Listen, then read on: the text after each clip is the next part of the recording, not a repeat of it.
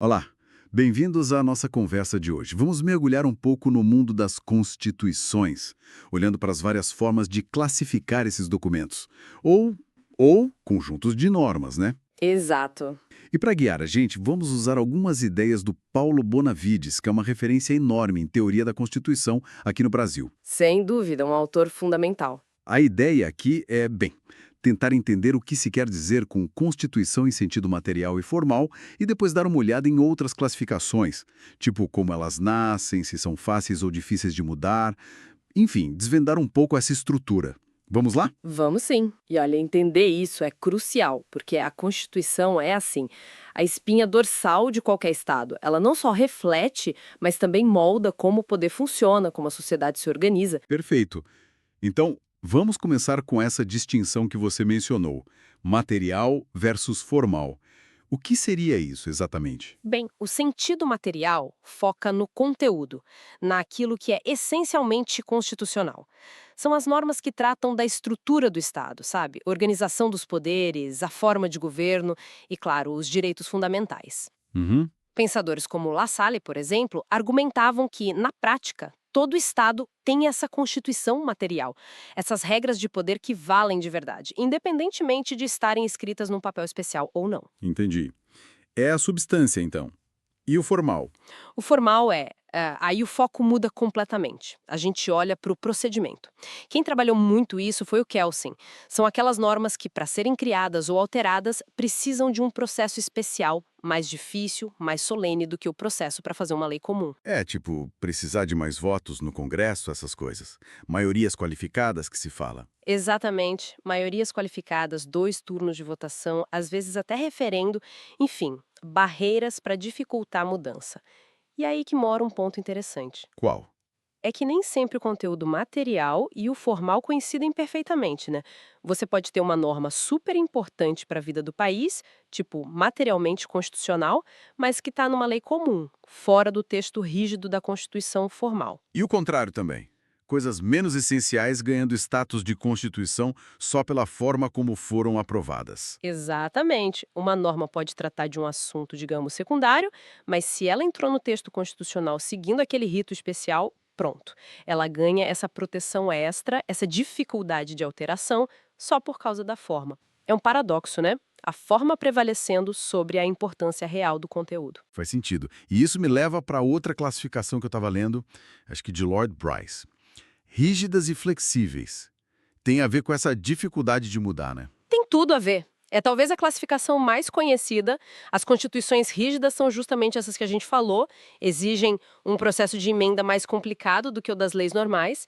É o padrão na maioria dos países hoje em dia, para dar mais estabilidade. E as flexíveis? As flexíveis podem ser alteradas pelo parlamento usando o mesmíssimo processo das leis comuns. Não tem essa barreira extra. O exemplo clássico é o Reino Unido. Isso permite uma adaptação mais rápida às mudanças sociais, mas Mas talvez menos segurança, menos estabilidade para as regras do jogo. exato, esse é o trade-off.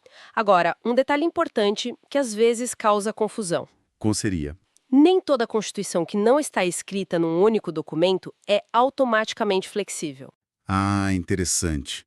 Como assim? Pensa na França antes da Revolução. Existiam as leis fundamentais do reino, que eram baseadas muito no costume, na tradição. Eram consideradas tão importantes, tão fundamentais, que nem o rei podia mudar por um ato comum. Eram costumeiras, mas na prática bem rígidas. Então, rigidez não depende só de ser escrita. Entendi. Boa distinção. E já que você falou em costumeira, isso nos leva à diferença entre constituições costumeiras e escritas. Hoje a gente pensa logo num livrinho, né? Mas não foi sempre assim. De jeito nenhum. Por séculos, o normal eram as constituições baseadas no costume, nos usos, nas decisões dos tribunais, nas convenções políticas. A Inglaterra ainda tem muito disso, embora também tenha leis escritas importantes como a Magna Carta ou o Bill of Rights. E as escritas, quando elas surgem com força? Elas são filhas do Iluminismo, das revoluções liberais, ali pelo século XVIII. A Constituição dos Estados Unidos é o grande marco. A ideia era justamente romper com a tradição, com poder absoluto e colocar as regras do jogo de forma clara, racional, num documento acessível a todos, para garantir segurança, limitar o poder. E funcionou. Quer dizer, a escrita traz mais clareza. Traz vantagem, sim, clareza, certeza jurídica, mas é bom lembrar que mesmo as constituições escritas nunca são só o texto. Elas são interpretadas e os costumes constitucionais continuam a surgir e a complementar. Nos Estados Unidos mesmo, a ideia de que a Suprema Corte pode anular leis do Congresso, o Judicial Review, não está escrita lá com todas as letras. Foi uma interpretação que virou um costume fortíssimo. Uhum. O texto vive, né? Ele é aplicado e reinterpretado. Exatamente. Ok. Já vimos material formal, rígida, flexível, escrita costumeira. E quanto à origem? Quem é que faz a Constituição? Boa pergunta. A gente pode classificar pela origem do poder que a criou. Basicamente, três tipos principais. Primeiro, as outorgadas. A outorgada.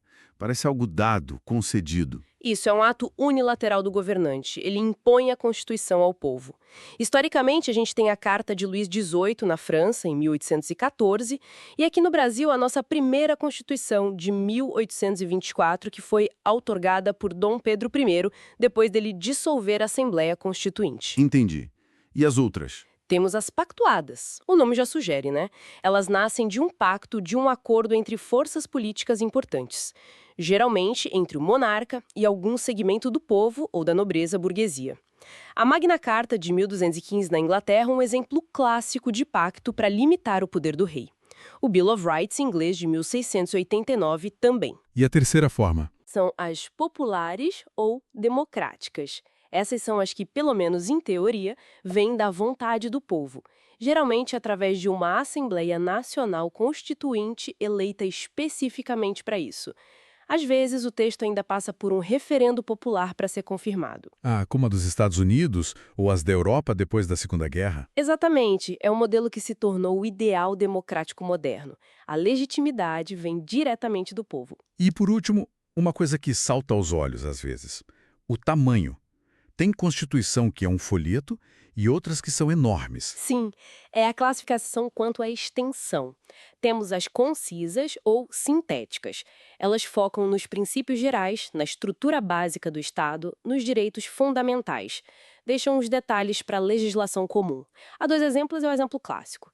Costumam ser mais estáveis e permitem mais flexibilidade na interpretação ao longo do tempo. E o oposto? São as prolixas ou analíticas. São longas, detalhistas, acabam tratando de muitos assuntos que poderiam perfeitamente estar em leis comuns. A Constituição da Índia é a campeã mundial em tamanho. E a nossa, de 1988, também é um belo exemplo de Constituição prolixa, com centenas de artigos. E por que isso acontece? Por que fazer uma Constituição tão detalhada? Olha, pode ter várias razões. Às vezes é uma desconfiança no legislador comum. Então se tenta constitucionalizar o máximo de coisas para garantir mais proteção e estabilidade. Ou então reflete um momento histórico de muitas demandas sociais, onde se quer detalhar os direitos e os deveres do Estado em várias áreas: saúde, educação, meio ambiente. Entendi. Uma tentativa de garantir tudo no texto mais importante. Exato, mas isso também pode gerar problemas de excesso de rigidez e dificuldade de adaptação, né? Com certeza. Então, resumindo, olhar para uma Constituição pelo conteúdo, pelo processo de mudança, pela forma, origem e até pelo tamanho, nos dá muitas lentes diferentes para entender essa lei fundamental, né? Revela muito sobre a história e as forças políticas de um país. Sem dúvida. É um mapa complexo. E sabe, isso tudo me faz pensar numa questão final, uma provocação, talvez. Qual seria? Considerando tudo isso, rigidez, forma escrita, origem popular, extensão, será que existe uma relação direta entre a forma da Constituição e a efetividade dela na vida real? Boa pergunta. Quer dizer, uma Constituição tecnicamente perfeita no papel, super democrática na origem, detalhada na proteção de direitos, isso por si só garante uma sociedade mais justa, mais estável? Ou será que a cultura política do país, as desigualdades sociais, a economia não acabam pesando muito mais no fim das contas? É uma reflexão e tanto. A Constituição é necessária, mas talvez não seja suficiente, né? Depende de como ela é vivida na prática. Exatamente. Fica aí a questão para a gente pensar. Excelente. Muito obrigado por essa conversa esclarecedora sobre as classificações das constituições. E agradecemos a quem nos acompanhou. Até a próxima!